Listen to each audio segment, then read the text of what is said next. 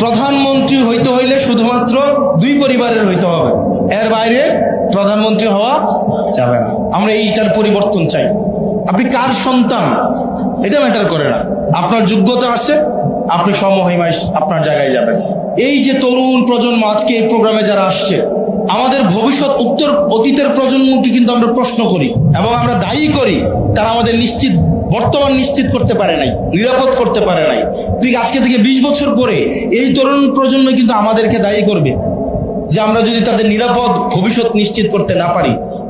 তারা 20 বছর পর আমাদের দিকে আঙ্গুল উঠাবে, আপনারা আমাদের জন্য কিছু করতে পারেন নাই। যেমন আমরা এখন আমাদের অতীতকে আঙ্গুল তুলি না।